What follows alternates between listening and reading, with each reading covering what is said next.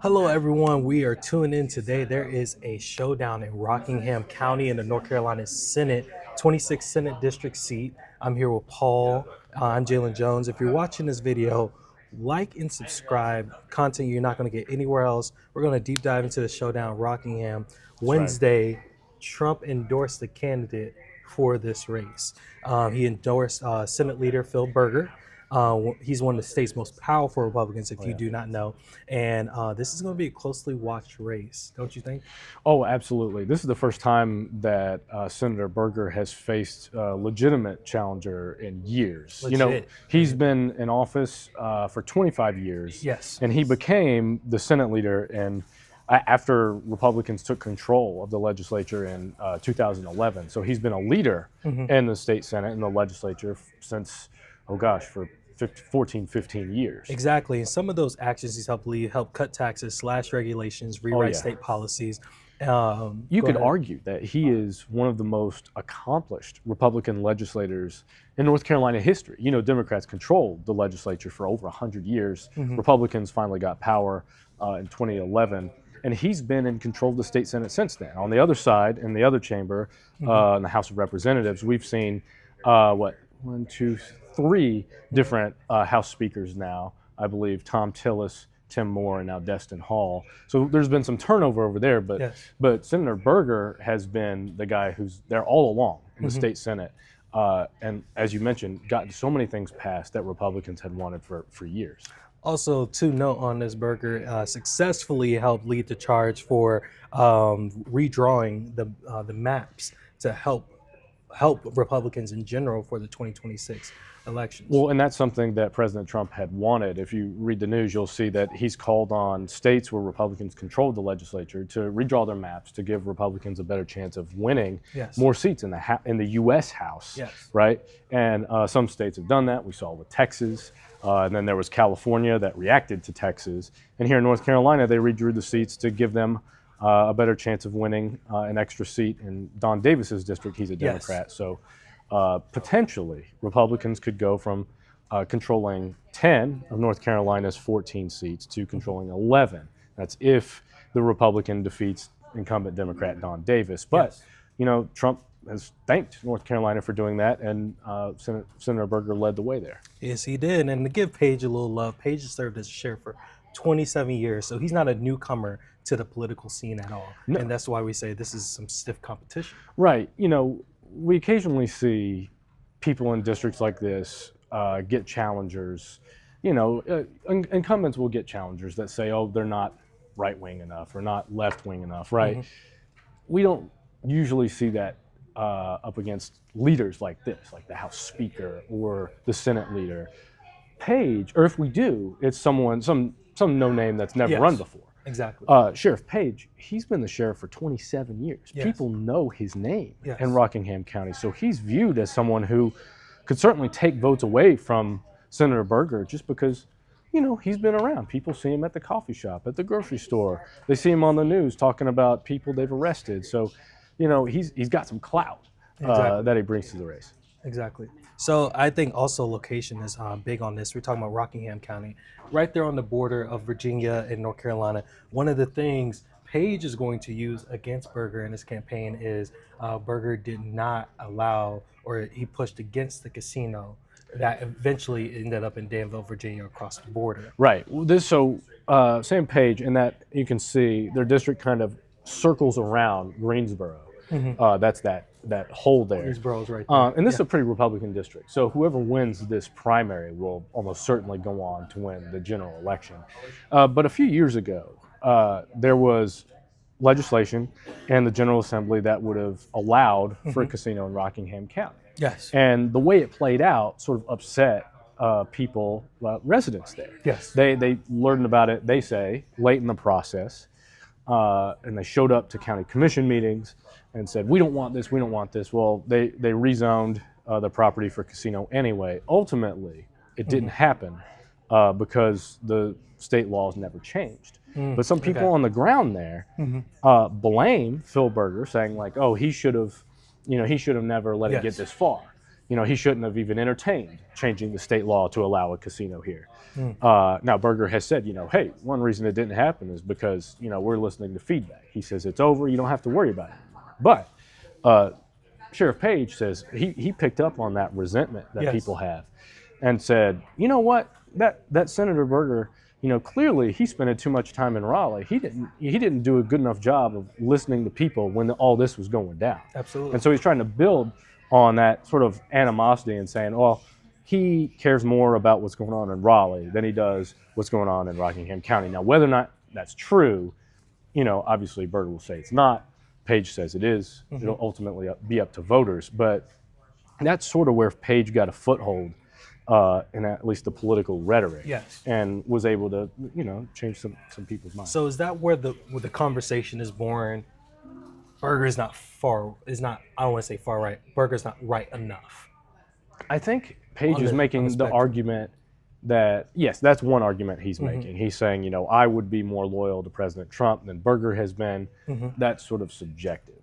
But Page on the ground is arguing, I care more about you, Rockingham County resident, than I care about, the broader policy and what, the lobbyists down in Raleigh want. Yes. Now, Berger would say, hey, you look at my track record, you'll see that these state budgets and these other bills have included millions of dollars for projects in Rockingham County, like fire departments, things like that. He secured money for a children's hospital. Now that's closer to the Triangle.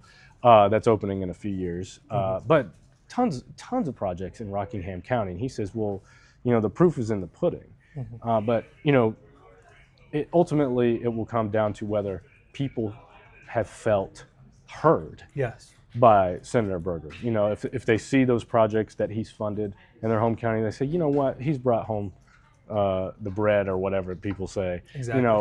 Or are they still upset about how the casino stuff played out and they feel like they want someone who's more responsive. That's what it'll come down to. First of all, I love election season. Prove your resume.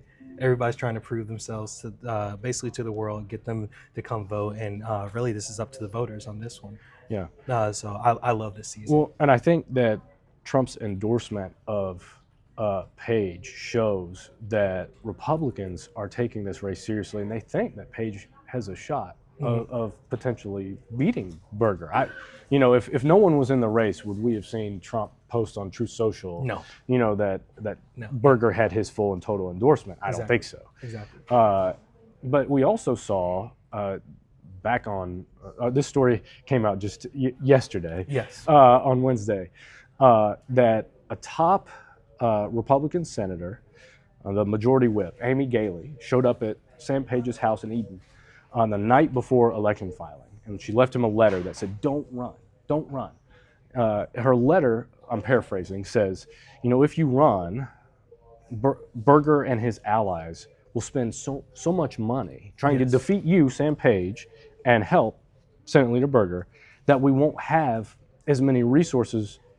We won't have enough resources left over to beat Democrats in competitive districts in the midterm elections next November. That was the whole point of redrawing the maps. Well, those were the congressional maps. But yeah, you're exactly right. Yeah. Because Republicans are worried about midterms going bad for them. And that's a legitimate fear for any party that's in power, right? Historically, the party that's in power during midterms doesn't do all that well, right? They lose some seats. You're right. That's exactly right. That's why Trump has been calling on different states, including North Carolina, to redraw their congressional maps.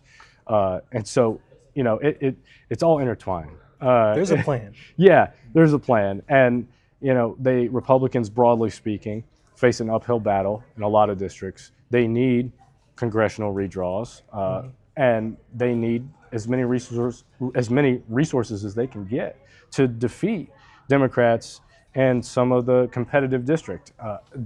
And Amy Galey, the majority whip who left a letter with Sam Page, said in her letter, we have to protect incumbent Senator Lisa Barnes, and she's just north of here in the Triangle, and then we have to protect Michael Lee down at the beach in New Hanover County, and there's a guy in Concord, Chris Meismer.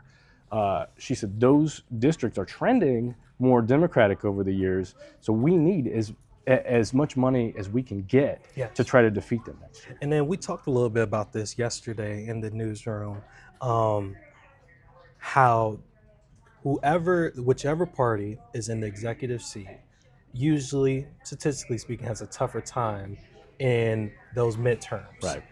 Because people are looking at what's directly in front of them, and they view those results as a direct cause of whoever's in power. Right. It's so much easier to place blame on who is in power than it is who's out of power. Yes. Republicans, they control the U.S. House, the U.S. Senate, the White House.